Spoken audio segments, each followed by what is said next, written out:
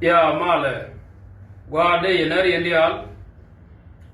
kade yener gi chion wara gwa monong de laria bro ide me bo ka kai kir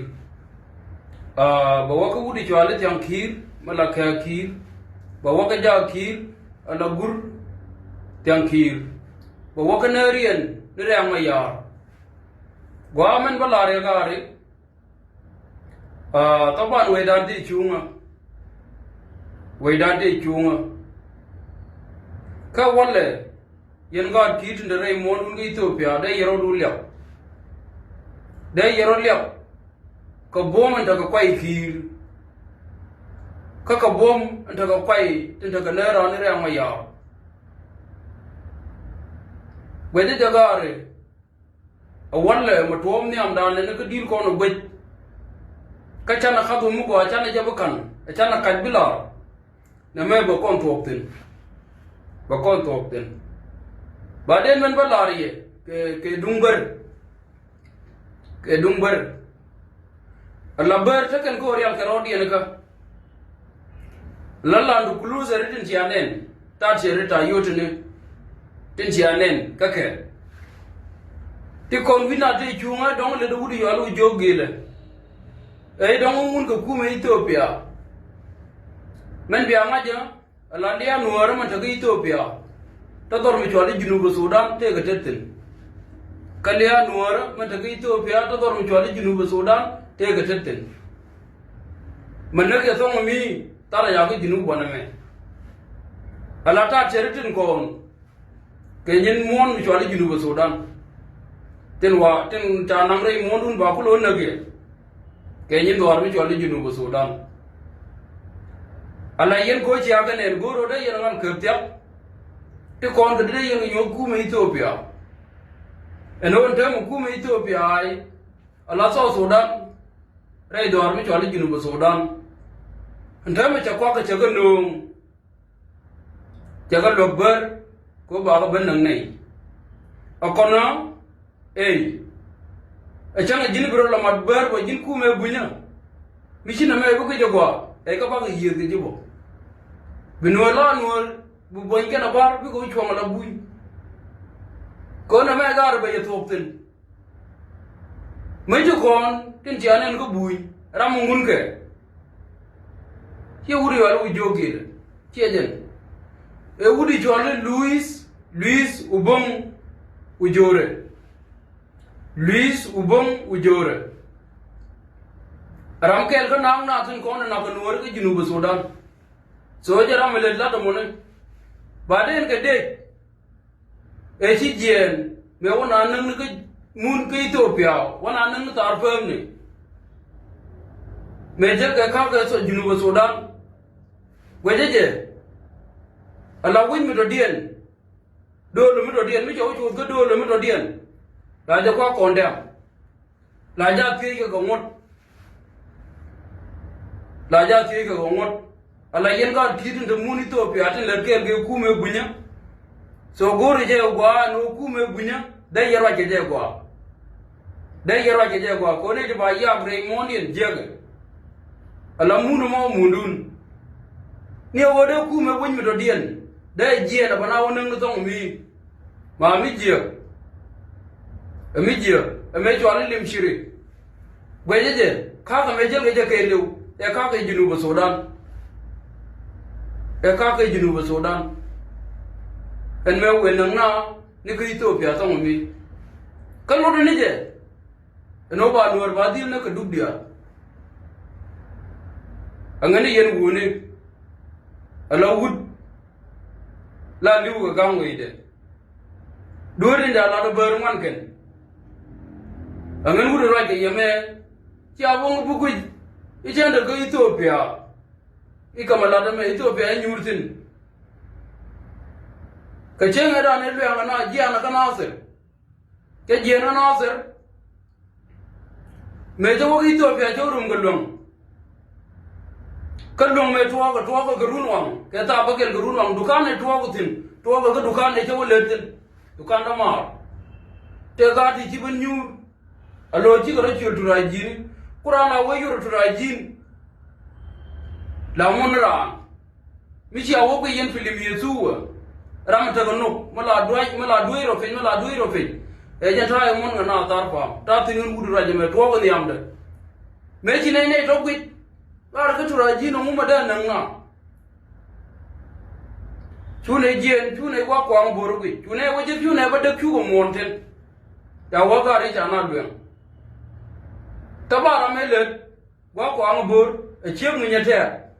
ya wata da mo ba na gladu me ja mo ta ke ba ga nuora ta o to ko me ci ka wa je ben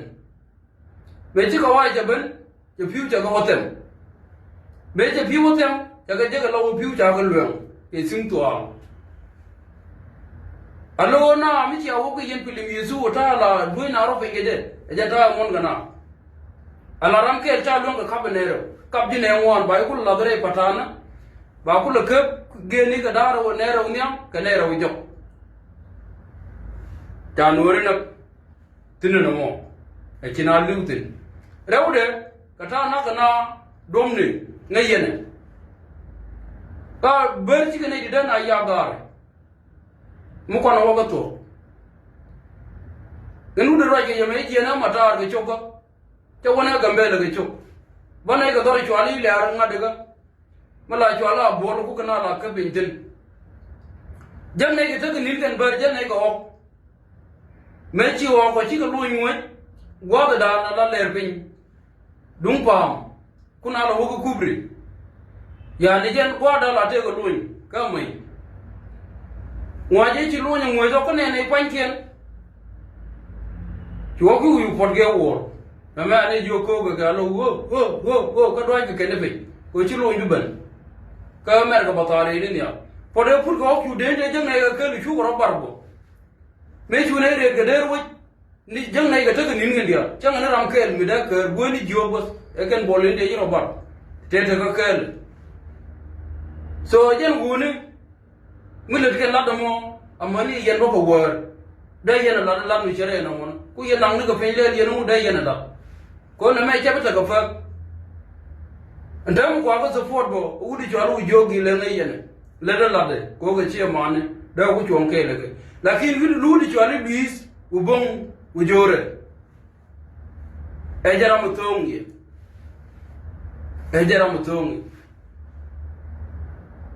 lakin ma de kula lat ogo yen wuni la roka ku me buñ ta ga longa no de yen tiedo yen worin de rewe eno ma non ku me doar mi chwali junubo sudan ma no ma ne ka la ni Ethiopia bi kana banna bwana me je wude ya wude tem ngani wo yen ne ga junubo sudan we na na ne ga Ethiopia ngani je chon ala torbiya te real ga ka ta ba wannan biya mi ci aro biti roje tel kay katla jum ta menun biar ya laga mi ci ta menun bila alo biyen ngen jina ka ba yen na way gwar way kir ba yen na ci kay lazim biar ta mena biar rogam ala koy kir medan ke wud fa ni bombo tel ram ñu wang dien tari ni al kapenya ga kir ci chol jowi Jata ka firm, ci firm ber. Gwajeje, en wale, mi ci ber, ci ka robun ku itul jiya. Amani yen do day yero ko jiga. Day yero ko jiga ka roje tel kay. Ne me bana tugu ne. Ni roje lit ken e wo mi ja ne dije ne bakel ne diok ba ga nak. Ku ko la ne dil aliu ko pai, te na ken ge. Kaga ne di la liu koron kan nuar ke Ethiopia gwe de gar dum tia ka tia la ne gwa de change e tia dien tia da ko joki ri tan mo ne ke lu wona ka kad ne ke wo e tia wo ya no do chwali da walle ne me gare da ta ka fa ala ken man baban pe ye gor ka mal cha le ne mal gor ko no dom bai ko na tin ke je ko nuar mi la pel ge ma Tia malam menjel ke tele. Gur kan obi goror ya leka. Irun bai cu yuat mai kata ka gotor bieli te kap gade kien kan mai kien ka ba ka kap jibu ni kien. atorbiyat kon malat ge wo mi ja ye bo ba ye gor ge mi ja ko bo cha ji bo ni ke ja ko bi chok ke mi ja lo chok tar ba ka kap ta torbiyeli chan ke de yen lo je doriya mi ja lo doriya ka ber yo da ma juni rajen to mu we wada me yo ma ta yen ga da mo rum bi mo da mu te yo kirdin wana me ta nyang kirdin ngum la mo shikale mi ji nda me dien ko so Sudan na lo ji ende ni ko so Sudan ma ta yen da mo ku wana me